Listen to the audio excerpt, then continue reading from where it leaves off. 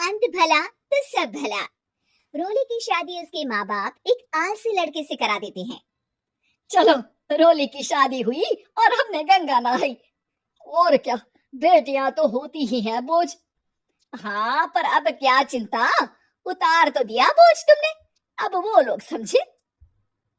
ससुराल में रोली का पति कहता है, देखो, मैं कोई काम नहीं करता, ये बात तुम्हारे मम्मी पापा को बता दी थी मैंने। अब जो किराया आता है दुकान का, उसी से घर का गुजारा करना है। कभी भूल से भी कोशिश ना करना किसी चीज की डिमांड की। क्या मम्मी पापा को पता था कि आप कोई काम नहीं करते? और क्या, बड़ा अच्छे से पता था।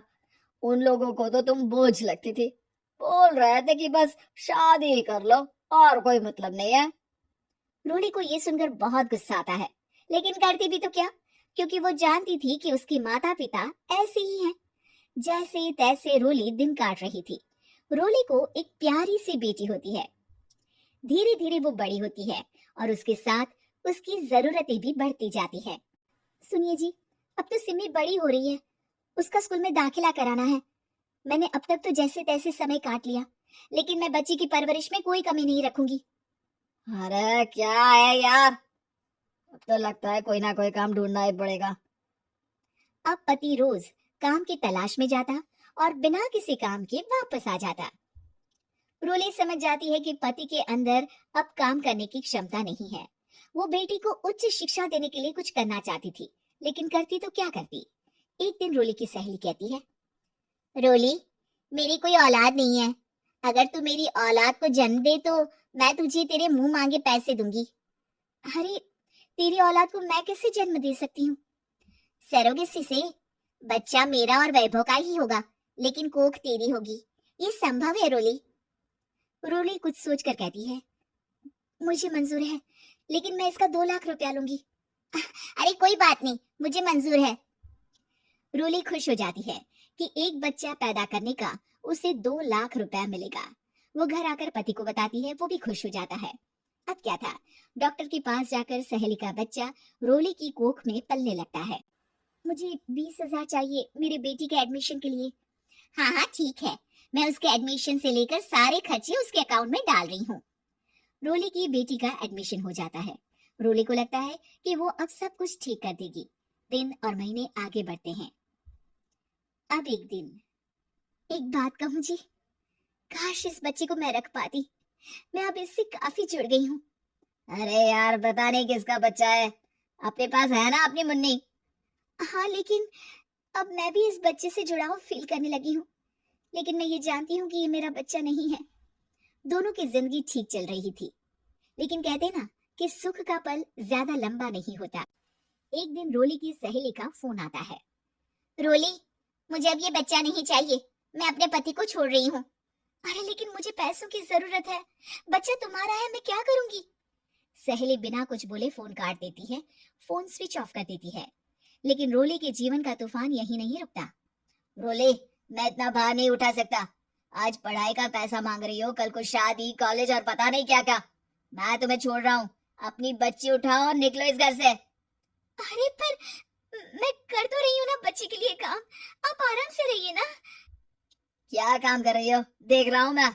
ये छोटा शहर है, यहाँ लोगों को बात बनाते वक्त नहीं लगता। तो मैं क्या करूँ?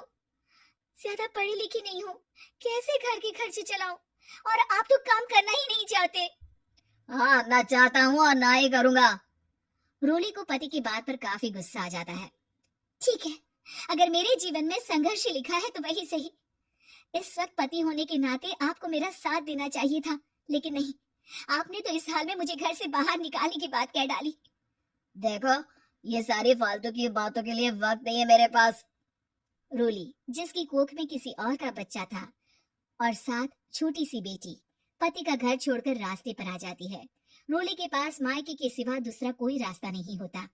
अरे रोली कैसी है, कितने दिनों के लिए आई है? हमेशा के लिए माँ। वो माँ को सारी बात बता देती है। ओए लड़की, इतनी हिम्मत का काम कर लिया। अरे ना ना, यहाँ कोई जगह नहीं है। तुम तो अपना बोरिया बिस्तर उठाओ और निकलो यहाँ से। रोली के पास अब मायके का रास्ता भी नहीं बचता। वो चुपचाप बच्ची को लेकर जा रही थी कि उसे दर्द होता है और वो डॉक्टर के पास चली जाती है और फिर वहां वो एक प्यारे से बेटे को जन्म देती है। कितना प्यारा है, कितने अभागे हैं इसके माँ बाप जो इसके पैदा होने पर भी नहीं है। तभी वहां डॉक्टर आ जाती है। रोली, बच्चे के पिता तुमसे मिलना चाहते हैं।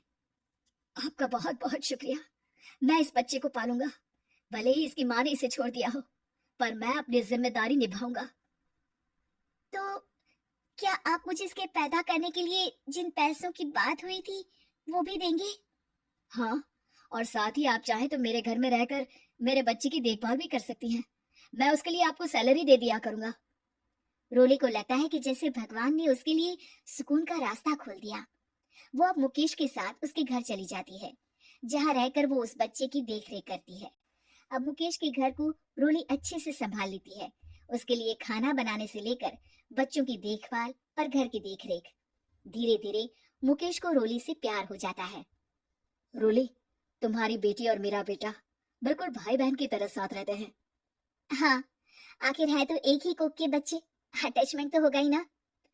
रोली, तुमने घर और मुझे दोनों को संभाल लिया। ये तो मेरा काम है। आपने भी तो मुझे छत दी जिससे मैं अपनी बेटी की पढ़ाई और भविष्य के लिए पैसे जोड़ सकूं। अब रोली, क्या तुम मुझसे शादी करोगी? अब मैं जानता हूँ तुम्हारी भी शादी कुछ खास अच्छी नहीं रही।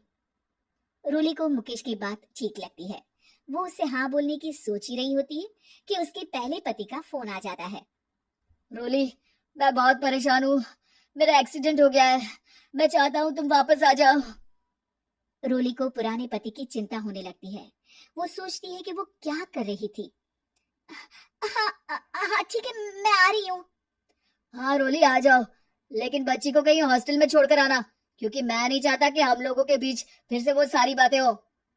रोली को समझ आ जाता है कि पति आज भी सुधरा नहीं है। वो पति के पास जाने से इनकार कर मुकेश को हाँ कर देती है।